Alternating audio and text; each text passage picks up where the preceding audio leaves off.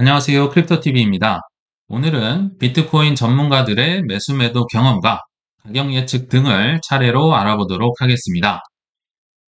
6월 12일 거의 자로잰 듯하게 5월 CPI가 예쁘게 나왔었죠. 저번에 3.5, 저번에 3.4, 그리고 이번에 3.3이 나오면서 이제 코인들이 잠깐 흥분을 하긴 했었지만 제롬 파월의 발언과 여러 점도표 등의 영향으로 결국 제자리로 돌아오긴 했었는데요. 근데 저는 이 결과보다 더 주목했던 부분이 있습니다. 제롬 파월이 했었던 말이 있는데요.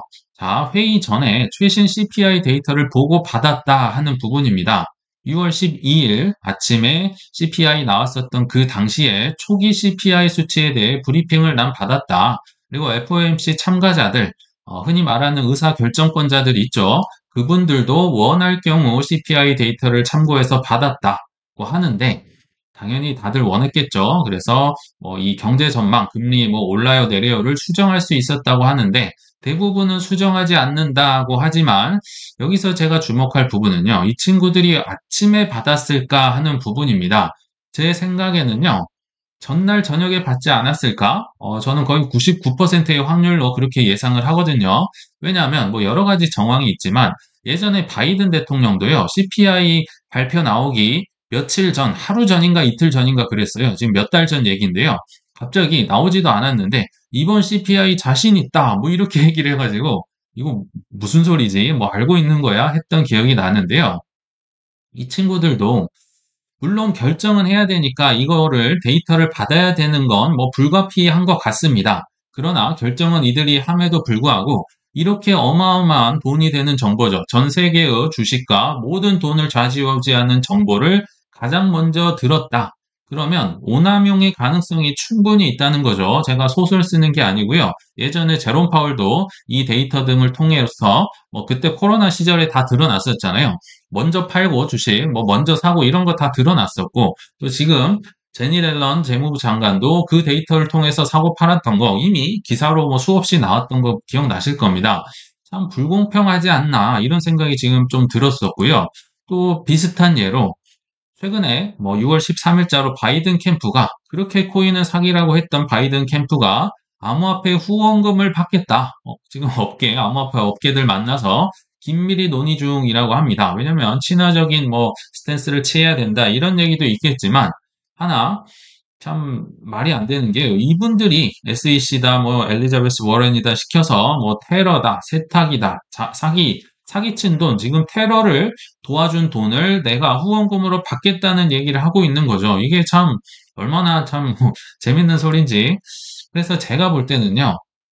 비트코인이 이렇게 남의 영향을 받지 않는 금리 내려 올려 유동성 찍어내고 이게 아니라 남의 영향을 받지 않는 이제 레벨로 성장을 하려면 정말 어마어마하게 큰 시총 적어도 금 이상은 돼야 될 것 같아요.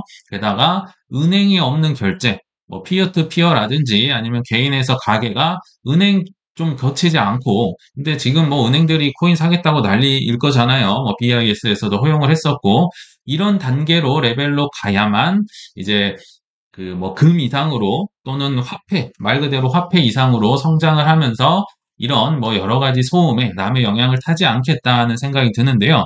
물론 비트코인도 중앙화됐단 말은 있긴 하지만 그래서 사토시가 자기 지갑을 좀 남겨놓은 게 아닌가 하는 생각도 들고 사실 비트코인 말고는 거시경제, 금리 영향을 향후 받지 않을 수 있는 자산이 거의 없기 때문에 인기가 있고 투자 가치가 있다. 이런 얘기를 좀 드리면서 이제 본론으로 한번 가보겠습니다. 좀 재밌는 얘기 드려보려고 하는데요. 제가 이 앤서니 폼플리아노라는 친구의 유튜브를 종종 보는 편인데, 이 바네크의 수석, 시겔이라는 분을 초대를 해서 인터뷰를 했었더라고요. 근데 이게 보시면 1시간 7분짜리여서 너무 길고 해서 제가 핵심 부분만 딱 말씀을 드려볼게요. 가장 재밌는 게 가격 예측이기 때문에 폼플리아노가 밥 먹고 이 코인 가격만 연구하는 분에게 이번 사이클에 비트코인, 이더리움, 솔라나의 최고 가격, 가장 불리시한, 그러니까 맥시멈 가격을 물어봤는데요. 자, 헛웃음이 나올 수 있으니까 좀 주의하시길 바랍니다. 일단 비트코인 얼마 정도 갈 것 같습니까? 하니까 그냥 굉장히 디테일한 숫자죠. 32만 5천 불 정도 갈 것 같습니다. 하나로 계산할 때 약 4.4억 원 정도 가네요. 어마어마한 금액인 것 같고요. 여러 가지 이유가 있겠지만 딱 하나 근거로 금시총액 이번에는 절반 정도 갈 것 같기 때문입니다. 이렇게 얘기를 했었어요. 굉장히 세게 부르죠. 또 이더리움의 경우는 약 22,000불 정도까지 맥시멈 갈 것 같습니다. 역시 하나로 계산해 보면 3천만 원이 넘는 엄청난 금액을 부르고 있습니다. 저는 둘 다 요거 반 정도만 가도 굉장히 기쁘게 팔 의사가 있습니다.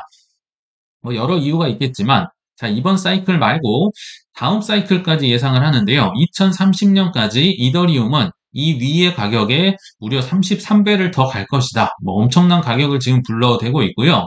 그 이유 중에 하나로 이더리움 네트워크에서 700억 불에 달하는 잉여 현금 흐름이 창출될 수 있기 때문이다. 뭐 여러 가지 근거가 있겠죠. 아무튼 굉장한 가격을 또 불렀고요. 자, 이제 우리 뭐 투자자들이 가장 많이 올랐다고 해서 믿음이 충만한 솔라나라는 코인. 근데요, 이 친구가 처음에는 과거에 300불로 제시를 했었다고 합니다. 아마도 예전에 솔라나가 그 22년 말 23년 초에 뭐 만 원, 2만 원 했을 때 그때 예상을 한 게 아닌가 싶거든요. 근데 이게 지금은 쓸모가 없어졌다고 하면서 급하게 전망을 수정했다고 합니다. 지금 가격으로는 약 3,000불 정도 이번 사이클에 갈 것이다. 한국 돈 412만 원인데요. 최근에 솔라나가 뭐 엄청나게 상승을 보여줬고, 뭐 온체인 데이터다, 뭐 시장 점유율이다, 여러 가지를 반영했을 때 이 정도가 적당하다 얘기를 하는데요. 제가 볼 때는요, 이거 다 틀릴 것 같아요. 가격 예측 자체는 뭐 그렇게 의미를 두어서는 안 된다고 생각이 들고요. 여기서 제가 이걸 소개해 드린 이유는 중요한, 결국 중요한 건요, 사이클에 맞춰서 내 판단하에 내가 어떤 선택을 할 것인가.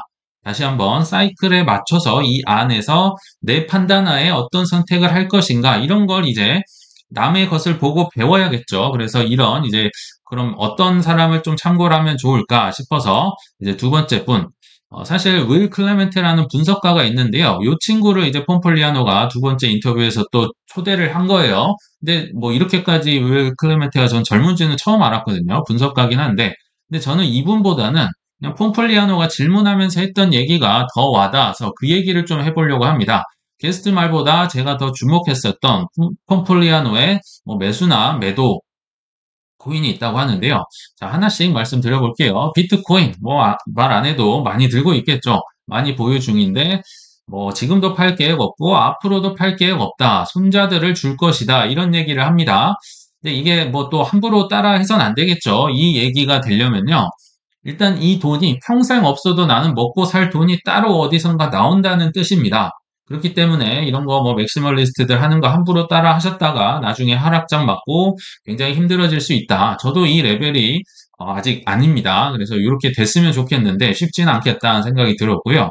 자, 이더리움은 이제 지금 폼폴리아노가 본인 얘기하는 겁니다. 질문하면서요. 나는 이더리움도 사실 16년도에 15년, 16년에 태어났었잖아요. 그때 채굴도 했었나 봐요. 제가 처음 알았는데 이 채굴 분량도 그렇고 내가 산 것들 팔았다. 이더리움 팔았다는 얘기를 하는 거죠. 16년도에 뭐 채굴 했으면 굉장히 싸게 이제 채굴을 했을 텐데 판 시점은 사실 정확하게 기억을 못 하더라고요. 뭐 작년 말이나 올해 초 언젠가 됐던 것 같다고 하면서 넘어갑니다. 그러면 궁금한 게 있죠. 이 아까운 이더리움을 팔아서 뭘 샀을까? 자, 그 돈으로 나 솔라나 샀다. 그러면서요, 이유는 그렇게 딱 부러지게 얘기는 안 해줍니다. 딱 하나 얘기하는 게 상승률이 앞으로 솔라나가 이더리움보다 클 것 같기 때문이다. 이렇게 하고 그냥 넘어갑니다. 그러면서 이제 윌 클레멘트에게 솔라나가 더 갈 것 같아, 이더리움이 더 갈 것 같아 얘기를 하는데 이 윌 클레멘트의 답은 사실 제가 잘 기억도 나지 않고요. 전 폼플리아노에 더 집중을 했습니다. 아마 근데 제 생각에는 그냥 이렇게 하고 넘어갔지만 시총이 작기 때문에 상승률이 더 높을 것이다. 제 생각입니다. 또 하나, 보통의 경우 저번에 뭐 반대포프도 그렇고 저희도 뭐 21년도에도 그랬었고 막 비트코인을 알트로 바꾸고 이러잖아요. 불장이 오기 전에 리밸런싱 하는 게 아닌가. 이제 결국은 시가총액 낮은 친구들이요. 짧고 강렬하게 막 불꽃처럼 타오르고 그러잖아요. 그래서 이 영향이 아닌가. 제 생각은 그런데 아마 맞지 않을까 생각이 들고요. 그러면서 하는 말이, 자, 지금 이더리움 아까운 걸 팔아서 솔라나를 산 거, 사실 라울팔도 이렇게 했었죠. 큰 결정이었지만, 이거 내 선택이다, 후회 없다, 뭐 이런 얘기를 합니다. 여기서 중요한 건 내 선택이고 후회가 없어야겠죠. 그러나 사람들은 항상 비교를 해보기 때문에 저도 또 궁금했습니다. 그러면 이 친구가 이더 팔고 솔라나 샀을 시점에 이후로, 그러니까 작년 말, 올해 초 기준이겠죠. 이더리움과 솔라나의 상승률은 어떨까? 갑자기 이게 궁금해지더라고요. 제가 한번 찾아봤습니다. 24년 1월 3일을 기준으로 해봤습니다. 왜냐면 그때가 이더리움 솔라나 그 가격이 딱 맞닿아 있더라고요. 거의 비슷하게 출발을 하고, 자, 6월 13일인 현재까지 이더리움과 솔라나의 상승률이 어떻게 될까? 뭐, 결과가 어떻게 될까? 전혀 예상하지 못하고, 트레이딩 뷰에서 한번 찾아보니까요. 이렇게 딱 이 파란색이 이더리움, 이 주황색이 솔라나거든요. 이렇게 1월 3일 기준으로 딱 맞닿아 있어서 좋다. 이때부터 비교를 해보니까 보통은 이더리움이 이제 좀 앞서고 있다가 시총 큰 게 불장되면 확 치고 올라가죠. 자, 요때 솔라나가 뭐 3월 그 한 중순쯤에 그 비트코인 1억 500만 원 찍었을 때 그때인 것 같아요. 솔라나가 지금 지붕을 뚫고 올라가 버렸습니다. 이때 뭐 한 30만 원쯤 했던 것 같고 그 이후로 이제 떨어질 때 더 많이 떨어지겠죠. 이더리움보다. 그래서 영상 찍고 있는 6월 13일 기준으로요. 결국은 올해 초 기준으로 이더리움이 솔라나보다 한 5% 정도 더 뛰어난 성과를 거뒀어요. 이건 전혀 사실 예상을 못했어요. 왜냐하면 솔라나가 항상 많이 올랐다는 인식이 우리에게 있기 때문에 그런데 올해 초를 기준으로는 아니더라. 이건 정말 저도 예상을 못했는데, 근데 이게 중요한 게 아니고, 자, 제가 이런 거를 자꾸 소개를 해드리고 공부를 하는 이유가 있습니다. 이렇게 오래 이 업계에서 살아남은 자들의 노하우를 배우자. 그래서 내 판단, 내가 결정을 하는데 이 친구들이 뭔가 노하우가 있잖아요. 오래 살아남았고 큰 수익을 거뒀기 때문에 따라하자. 저도 계속 이분들 보고 배우고 있는 거죠. 그래서 하나 또 말씀을 드리면 계속 말씀드렸잖아요. 최근에 이 리밸런싱 하는 게 뭐 정답은 아닙니다. 해도 좋고 안 해도 좋겠지만 말씀드렸죠. 반대법도 비트코인을 바꿔서 온통 알트코인을 지금 사놓고 지금 마이너스를 엄청 크게 맞고 있고 폼플리아노는 더 빨리 바꾼 거죠. 이 23년 말, 24년 초에 이더리움을 솔라나로 바꿔서 뭐 그냥 뭐 똔똔이라고 치겠습니다. 아무튼 이런 결정을 했다. 본인 판단하에. 그리고 저희들도 계속 얘기 드렸었잖아요. 21년도, 뭐 20년도 말에도 비트코인을 뭐 여러 가지 알트코인으로 바꿨고, 뭐 이번에도 최근 들어서 이제는 좀 알트코인 비중을 늘려가도 좋겠다. 막 이런 얘기를 많이 드렸던 게, 뭐, 이런 뭐 살아남은 분들의 그러니까 노하우를 제가 좀 체득을 하면 어떨까? 여러분들이 판단을 하시는 건데 이거는 좀 뭐 배울 점은 있겠죠. 그리고 또 뭐 여러 가지 말씀을 드렸지만 이게 정말 저는 제 입장에서는 가장 적합하다. 저도 이걸 누군가에게 보고 배운 겁니다. 제가 뭐 이렇게 뭐 저절로 체득하게 된 게 아니라 뭐 숱한 그 실패도 겪은 데다가 이 올해 남은 분들 보니까 비트이도 50%, 각 알트코인 3에서 5%, 그리고 현금을 10% 정도를 유지하려고 부단하게 노력을 하더라. 이거를 깰 경우 왜냐면 낙오되고 실패하고 아예 이 업계에서 사라져 버릴 수 있기 때문에 그런 거죠. 자, 알트코인 3에서 5%입니다. 각 코인들. 이게 무슨 얘기냐면요.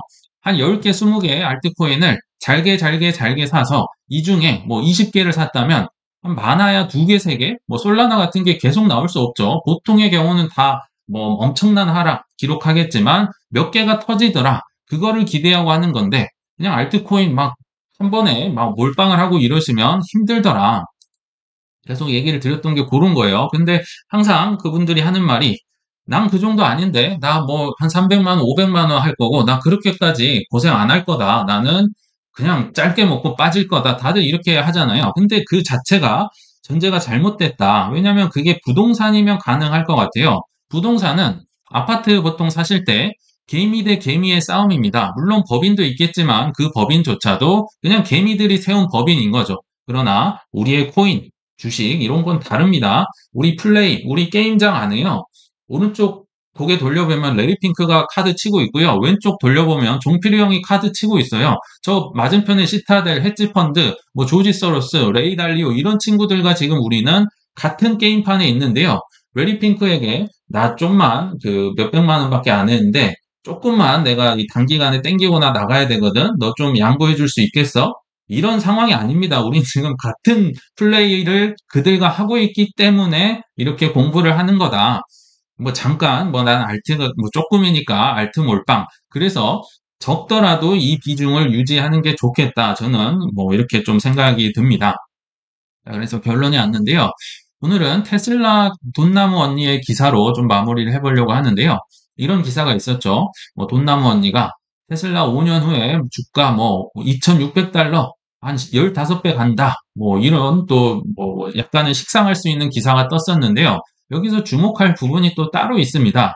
자, 캐시우드는 29년에 목표 주가 2,600, 뭐 로보택시가 2, 3년 내에 이제 엄청난 수익을 거두면서 상용화될 것이다. 머스크는 기분 좋았겠죠. 뭐 달성할 수 있다 얘기하는데 저 언니 또 저러네. 뭐 이렇게 얘기할 수 있잖아요. 맨날 뭐 비트코인 뭐 100만 불 간다, 200만 불 간다 이런 거 식상하실 수 있겠지만 자, 키포인트는요. 자, 아크의 이 돈나무 누님 나이가 한국 나이로 70세입니다. 지금 55년생인데요. 근데 이 어르신이 지금 테슬라를 5년 후를 바라보고 있는데 무슨 얘기냐면 뭐 비트코인 반감기나 여러 가지를 통해서 뭐 대선이다, 유동성이다. 이 어르신은요, 지금 4년 후를 바라보면서 자, 25년 플러스 4년에서 다음 비트코인 뭐 크게 올라갈 날이 29년이잖아요. 지금 5년 후를 바라보고 투자를 한다는 겁니다. 근데 이분은 10년 전에도 테슬라 투자로 조롱을 받았었고 2018년에도 테슬라가 그때 바닥일 때 4,000달러 간다고 막 부르짖었거든요. 그때 또 엄청난 조롱을 받았었죠. 근데 실제로 이제 21년도에 분할 전 기준으로 6,000달러를 찍고 내려왔었습니다. 그리고 2022년도 기억나시겠지만 그녀의 투자 수익률은 마이너스 80%, 마이너스 60조 원의 손실로 또 엄청난 조롱을 당했던 분입니다. 제 요점은 이 세계적인 투자자들도 가격이 언제 얼마까지 갈지 몰라서 마이너스 80% 당하고 뭐 거의 평생 조롱을 당하고 사는데 우리 개미들은요, 그냥 어떤 타이밍에 기가 막히게 100% 탈출하는 이런 성공 시나리오만 그리려고 한다는 점입니다. 물론 출구 전략 그것도 중요한데요. 더 중요한 건 어떻게 하면 이 사이클을 이해하고 이 안에서 조롱을 받더라도 오랫동안 남아있을지를 한번 진지하게 고민해보는 시간 가져보시면 어떨까 싶습니다. 네, 시청 감사합니다.